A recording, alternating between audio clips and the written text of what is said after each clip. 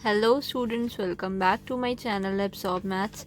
इस वीडियो में हम लोग non homogeneous system of linear equations के कुछ एग्जांपल्स लगाएंगे। ओके, तो अभी तक अगर आप लोगों ने मेरे चैनल को सब्सक्राइब नहीं करा है तो सब्सक्राइब कर दें and don't forget to press bell icon. Let's start the video. तो पिछली वाली वीडियो में हम लोगों ने समझा था कि हमारी इक्वेशन कंसिस्टेंट कब होगी और इनकंसिस्टेंट कब होगी। तो मैं फिर से लिख देती हूँ। हमारी सिस्टम ऑफ इक्वेशन कंसिस्टेंट कब होगी? जब हमारी rank of augmented matrix is equal to rank of E matrix. ठीक है, तो इस केस में हमारी इक्वेशन सिस्टम ऑफ इक्वेशन क्या होगी? कंसिस्टेंट होगी। एंड इनकंसिस्टेंट कब होगी? जब हमारी rank of A by B is not equal to the rank of A, that is coefficient matrix. Okay, तो कंसिस्टेंट के केस में भी क्या आएगा हमारे पास? या तो हमारे पास यूनिक सोल्यूशन आएगा या फिर इन्फिनाइट सोल्यूशन आएगा। ओके, यूनिक सोल्यूशन कब आएगा? अगर हम rank of A is equal to rank of A by B R ले लें, ठीक है, आर ले लें, तो यूनिक कब आएगा हमारे पास सोल्यूशन? जब R is equal to N. N यहाँ पे क्या है? नंबर ऑफ अननोन वेरिएबल्स हैं। ठीक है, इन्फिनाइट कब आएगा? जब हमारी रैंक क्या हो जाए? This is less N the number of unknown variables. Okay, तो हम लोग क्वेश्चन करना स्टार्ट करते हैं। ठीक है, तो हमारे पास ये क्वेश्चन दिया है 2x + 3y + z is equal to 9, x + 2y + 3z is equal to 6, 3x + y + 2z is equal to 8। अब हमें इसको सॉल्व करना है for the values of x, y and z। Okay, तो हम लोग पहले मैट्रिक्स फॉर्म में इसको लिख लेते हैं 1 3 2 x y z is equal to 9 6 8। ठीक है, ये हमारा क्या है? ये b है कॉलम वेक्टर एंड ये किसके इक्वल है? ax के। ओके, तो अब हम क्या बनाएंगे? ऑगमेंटेड मैट्रिक्स बनाएंगे, a by b augmented matrix. हम लोग कोफिशिएंट मैट्रिक्स को इस कॉलम वेक्टर के साथ जोड़ के जो मैट्रिक्स बनाते हैं वो हमारी क्या होती है? ऑगमेंटेड मैट्रिक्स होती है। ओके, तो 2 3 1 यहाँ पे 9 आ जाएगा। 1 2 3 6 3 1 2 8। ठीक है, ये हमारी क्या है? ऑगमेंटेड मैट्रिक्स है।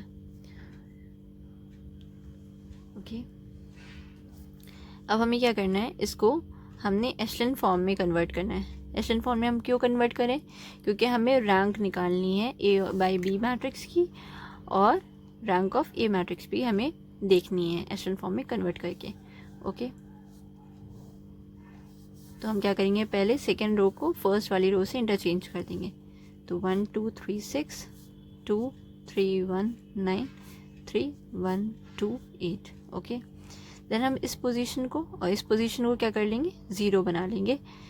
R2 में R2 - 2 R1 करेंगे एंड R3 में R3 - 3 R1 करेंगे। ओके,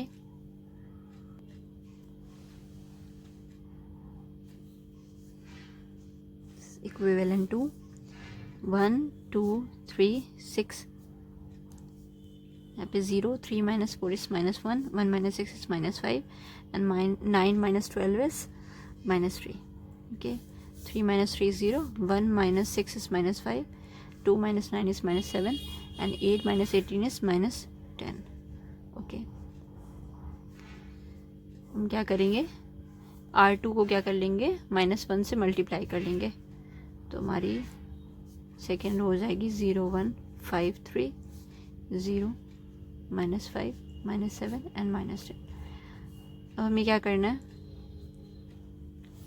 इस पोजीशन को क्या बनाना है? 0 बनाना है। तो हम क्या करेंगे? R3 + 5 R2 कर लेंगे। ठीक, तो हमारे पास मैट्रिक्स बनेगी 1 2 3 6 0 1 5 3 0 0 25 - 7 is 18 and 15 - 10 is 5. ओके, अब हम लोग इसको क्या लिख लेते हैं? XYZ के फॉर्म में लिख लेते हैं। तो हमारे पास क्या इक्वेशन बनेगी से x plus 2y plus 3z is equal to 6, y plus 5z is equal to 3 and 18z is equal to 5. Okay, और यहाँ पे अगर हम लोग देखें तो rank of a by b क्या है हमारी 3 है, रैंक ऑफ ऑगमेंटेड मैट्रिक्स क्या है हमारी वो भी 3 है, and rank of a matrix क्या है, रैंक ऑफ ए मैट्रिक्स भी 3 है. अगर हम इस कॉलम वेक्टर को इग्नोर करें तो हम लोग देख सकते हैं कि ए मैट्रिक्स में हमारी 3 नॉन ज़ीरो रोज हैं. ठीक है, तो रैंक ऑफ ए क्या है, ये भी 3 है. एंड नंबर ऑफ वेरिएबल्स क्या है, एन क्या है यहाँ पे, एक्स वाई जी हमें दिया था ना, तो वो 3 वेरिएबल्स है. ठीक है, तो ये तीनों इक्वल हैं. तो इस केस में हमारे पास जो सिस्टम ऑफ इक्वेशन होगी वो क्या होगा, इसका सोल्यूशन यूनिक होगा, यूनिक सोल्यूशन होगा. ओके, ठीक है, तो इन 3 इक्वेशन से हम लोग एक्स वाई जी की वैल्यू निकाल लेंगे. यहाँ से z की वैल्यू क्या आएगी, z is equal to 5/18. Okay, and यहाँ से हमारी y की वैल्यू क्या आ जाएगी 3 माइनस 5z. तो मैं यहाँ पे लिख दे रही हूँ y की वैल्यू क्या आएगी हमारे पास 29/18. ओके, एंड इस इक्वेशन से हम x की वैल्यू निकाल सकते हैं. y की वैल्यू यहाँ पुट कर देंगे 29/18 एंड z की वैल्यू 5/18 पुट करेंगे. तो x की वैल्यू यहाँ से क्या आ जाएगी, x is equal to 35/18. Okay,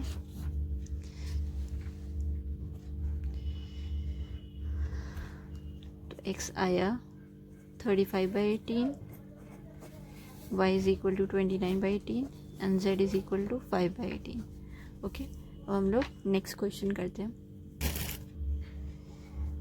question number 2 हमारे पास है, investigate for what values of A B the equations x plus 2y plus 3z is equal to 4, x plus 3y plus 4z is equal to 5, x plus 3y plus az is equal to b have no solution, unique solution and infinite number of solution.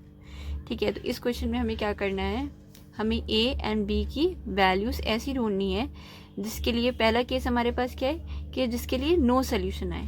ठीक है, हमें ऐसी a b की value निकालनी है जिसके लिए no solution आए.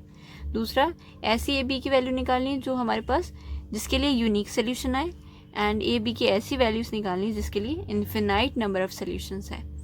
ओके, तो पहले हम क्या करेंगे, इसको मैट्रिक्स फॉर्म में लिख लेते हैं. ठीक, ax is equal to b की फॉर्म में. ठीक है, तो यहाँ पे क्या बनेगा 1 1 1 2 3 3 3 4 a 4 5 b. ये क्या है, हमारी ऑगमेंटेड मैट्रिक्स है. ठीक, अब हम क्या करेंगे, इसको एशलन फॉर्म में कन्वर्ट करेंगे. जब हम एशलन फॉर्म में कन्वर्ट करेंगे तो ये क्या बनेगी 1 2 3 4 1 minus 1 0, 3 minus 2 is 1, 4 minus 3 is 1, 5 minus 4 is 1, and R3 minus R1, 1 minus 1 0, 3 minus 2 is 1, A minus 3, and then B minus 4. Okay, अब हमें यहाँ पे भी क्या बनाना है, we have to make this place 0. ठीक है, तो हम क्या करेंगे R3 माइनस R2.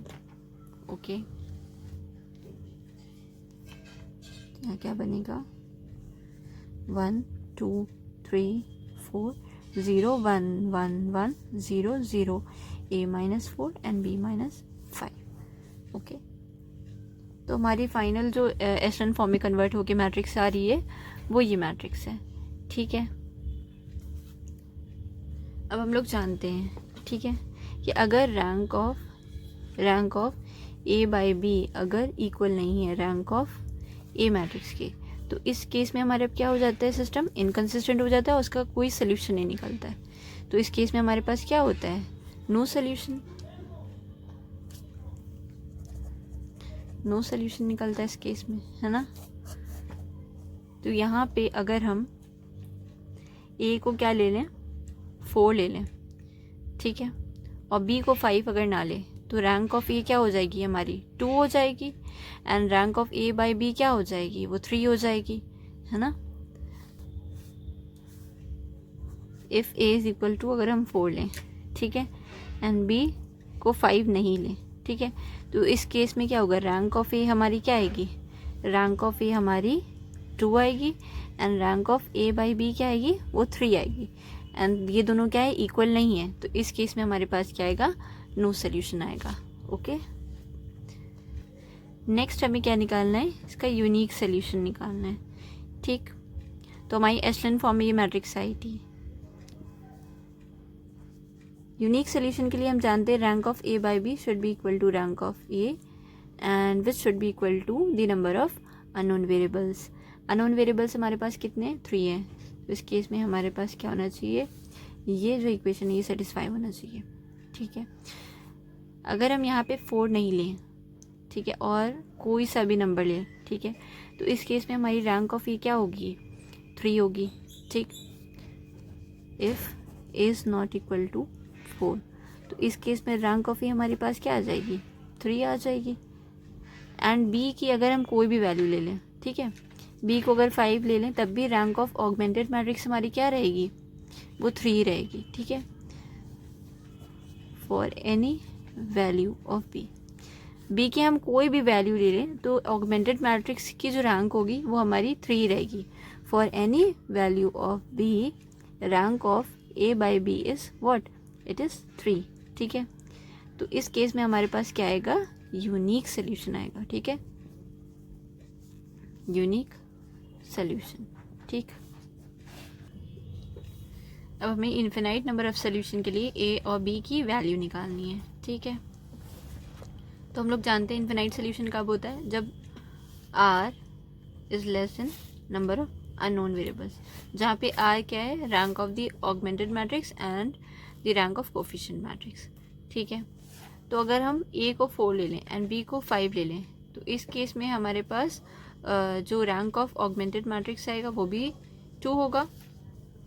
जैसे if A is equal to 4 and B is equal to 5 ले लें हम लोग, तो इस केस में रैंक ऑफ ए हमारे पास क्या आएगा, अगर हम यहाँ पे 4 पुट करें तो हमारे पास rank of the A matrix will be 2 and अगर बी को भी हम 5 ले लें तो रैंक ऑफ ऑगमेंटेड मैट्रिक्स भी क्या आएगा, 2 आएगा।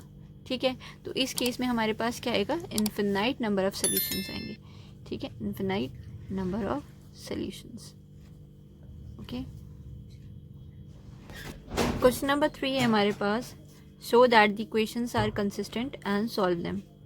ओके, तो ये हमारे पास सिस्टम दिया हुआ है। क्या इक्वेशंस हमारे पास, x plus 2y minus z is equal to 3, 3x minus y plus 2z is equal to 1, 2x minus 2y plus 3z is equal to 2, x minus y plus z is equal to -1। ठीक है, ये हमारे पास system है। हमें ये दिखाना है कि ये सिस्टम क्या है, कंसिस्टेंट है, उसे और x y z की हमें वैल्यू निकालनी है। ठीक है, तो हम इसको मैट्रिक्स फॉर्म में लिख लेंगे, 1 3 2 1 2 -1 -2 -1 -1 2 3 1 3 1 2 -1। ओके, ये हमारी ऑगमेंटेड मैट्रिक्स है। अब हमें क्या करना है, इसको एशेलन फॉर्म में कन्वर्ट करना है। ओके,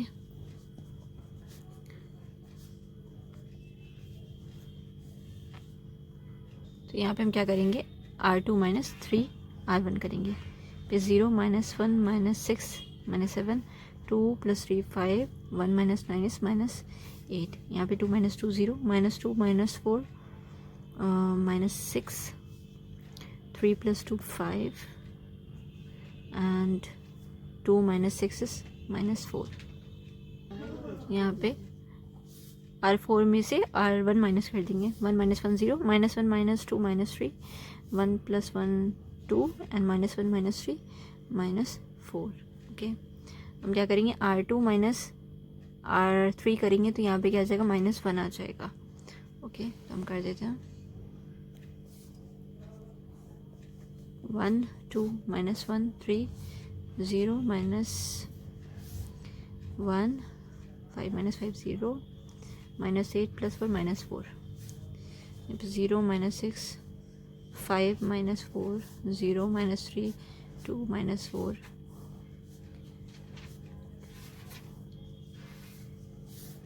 हम क्या करेंगे, R2 को -1 से मल्टीप्लाई कर देंगे, तो यहाँ पे क्या बनेगा, 0 1 0 4, यहाँ पे 0, -6 5, -4 0, -3 2, -4।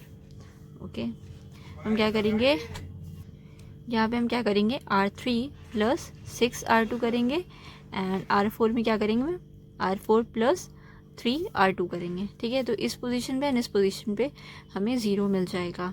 ठीक है, तो हम करते हैं 1 2 -1 3 0 1 0 4, यहाँ पे 0 0 5 एंड 24 - 4 इज 20, यहाँ पे 0 0 2 एंड 3 4 is 12, 12 - 4 is 8। ओके,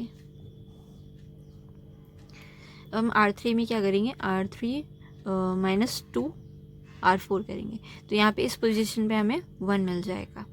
ठीक है, तो 1 2 -1 3 0 1 0 4 0 0 1 एंड 20 - 16 is 4, एंड यहाँ पे 0 0 2 8।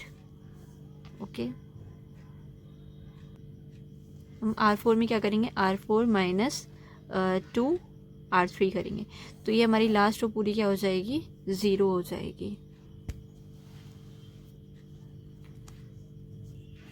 तो हमारे पास मैट्रिक्स बनेगी 1 2 -1 3 0 1 0 4 0 0 1 4 0 0 0 0। ओके, अब हम इसको XYZ के फॉर्म में लिखेंगे, तो यहाँ पे क्या आएगा, x + 2y - z = 3, एंड यहाँ पे y = 4, एंड यहाँ पे z = 4। ओके, y और z की वैल्यू हमारे पास आ गई है, यहाँ पे पुट करेंगे तो हमारे पास x की वैल्यू भी आ जाएगी। तो x की वैल्यू हमें क्या मिलेगी, x + 8 - 4 = 3, यहाँ से वैल्यू आएगी 8 - 4 is 4, एंड यहाँ पे जाएगा तो -4, 3 - 4 is -1, तो x = -1, y = 4 एंड z = 4। ये हमारी क्या आ गई, XYZ की वैल्यू आ गई। ठीक है, हमने सॉल्व तो कर लिया XYZ की वैल्यू के लिए, लेकिन हमें क्या कहा गया था, हमें ये भी शो करने को कहा गया था कि ये कंसिस्टेंट है। ठीक है, कंसिस्टेंट कैसे, क्योंकि हमारे पास रैंक ऑफ A/B क्या है, रैंक ऑफ A/B हमारे पास क्या है, 3 है। ठीक है, क्योंकि 3 नॉन ज़ीरो रोज़ है, एंड रैंक ऑफ ए क्या है, अगर हम इसको कॉलम वेक्टर को इग्नोर करें तो हमारे पास जो रैंक ऑफ ए है वो भी क्या है, 3 है। ठीक,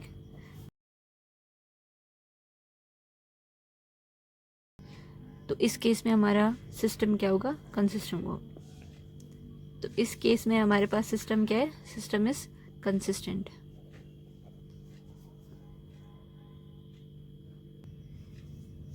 क्वेश्चन नंबर 4 है हमारे पास, for what values of eta the equations x + y + z = 1, x + 2y + 4z = eta, and x + 4y + 10z = eta square have a solution and solve them completely in each case।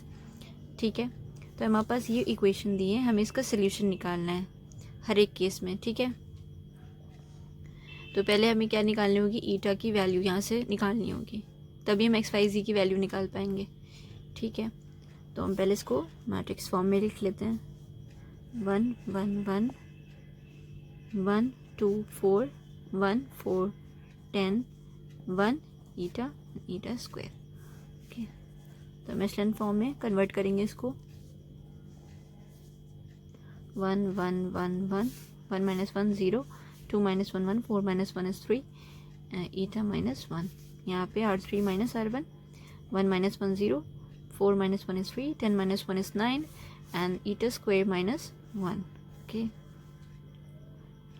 हम R3 में क्या करेंगे, R3 - 3R2 करेंगे, तो हमारे पास equation बनेगी 1 1 1 1 0 1 3 eta -1, and यहाँ पे 0 0 0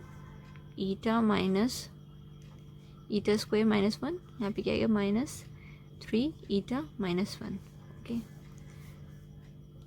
तो ये क्या बनेगी ऐसे, 1 1 1 1 0 1 3 eta -1 0 0 0, एंड यहाँ पे eta स्क्वायर -1 -3 eta +3, यहाँ पे आएगा eta स्क्वायर -3 eta +2। ओके, ये हमारी एशेलन फॉर्म में मैट्रिक्स आ गई। ओके, तो अब हमें क्या निकालना है कि इसका सोल्यूशन निकालना है। तो सोल्यूशन तभी आएगा जब ये क्या हो, यहाँ पे ये क्या हो, ज़ीरो हो। ठीक है, क्योंकि रैंक ऑफ, अगर ये ज़ीरो नहीं होगा तो रैंक ऑफ ऑगमेंटेड मैट्रिक्स हमारी 3 हो जाएगी, लेकिन रैंक ऑफ ये हमारी 2 रहेगी। ठीक, तो हमें क्या करना पड़ेगा, इसको ज़ीरो करना पड़ेगा।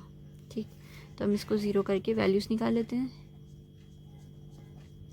तो इस केस में हमारे पास वैल्यू आएंगी n eta -2 and eta -1 is equal to 0। तो ईटा इज इक्वल टू आएगा and eta is equal to 1 आएगी हमारी ईटा की वैल्यूज़।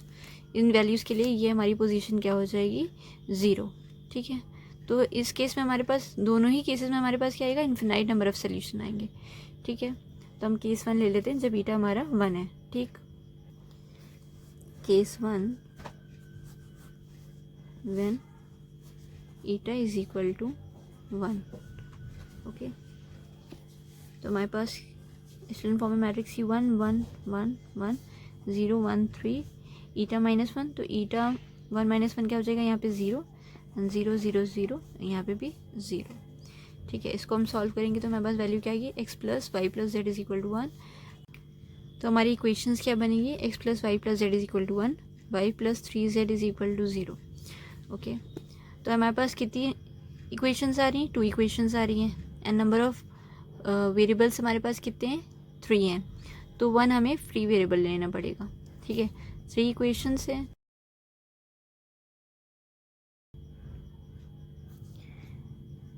3 हमारे पास अननोन वेरिएबल है एंड 2 इक्वेशंस है, तो 1 हमें क्या लेना पड़ेगा, फ्री वेरिएबल लेना पड़ेगा। ठीक है, तो लेट हम z को क्या ले लेते हैं, फ्री वेरिएबल। यहाँ पे की क्या है, यानी आर्बिट्ररी कांस्टेंट। ठीक है, तो z की वैल्यू हम k ले लेते हैं, तो y की वैल्यू क्या हो जाएगी, y is equal to -3k आ जाएगी एंड x की वैल्यू क्या आ जाएगी, x -3k plus k is equal to 1, x -2k is equal to 1, x is equal to 1 + 2k। तो हमें x की वैल्यू मिल गई, y की वैल्यू मिल गई एंड z की वैल्यू हमने क्या लिए, k लिए। ठीक है, तो ये हमारी केस 1 के लिए थी जब ईटा की वैल्यू क्या है, हमारे पास 1 है। अब हम नेक्स्ट केस क्या लेंगे, जब ईटा की वैल्यू 2 हो। जब ईटा की वैल्यू 2 होगी तो हमारे पास, हमने n ईटा -1 में जब 2 रखेंगे तो यहाँ पे 1 आएगा एंड यहाँ वाली पोजीशन क्या हो जाएगी, 0 हो जाएगी। ठीक है, तो इसको हम लोग इक्वेशंस की फॉर्म में लिख लेते हैं, x + y + z is equal to 1 and यहाँ पे y + 3z is equal to 1। Okay, हमारे पास क्या है, 2 इक्वेशंस हैं एंड 3 अननोन वेरिएबल्स हैं, तो 1 हमें फ्री वेरिएबल लेना पड़ेगा। तो let z is equal to k। ठीक, तो इस केस में y क्या आएगा हमारे पास, y is equal to 1 -3k आ जाएगा एंड x की वैल्यू के लिए हम क्या करेंगे, y और z की वैल्यू रख देंगे फर्स्ट इक्वेशन में, x + 1 - 3k plus k is equal to 1 1 1 cancel, x is equal to 2k आ जाएगा। ठीक है, तो ये हमारी क्या है, x y z की वैल्यू है। ओके, तो इस वीडियो में हम लोगों ने non homogeneous system of equations के कुछ क्वेश्चंस करे। ठीक है, डिफरेंट तरह के हम लोगों ने क्वेश्चंस को देखा, उसको कैसे सॉल्व करते हैं वो भी देखा। ठीक है, तो अगर आप लोगों को वीडियो पसंद आई तो लाइक करना, शेयर करना एंड चैनल को ज़रूर सब्सक्राइब करना। Thank you for watching.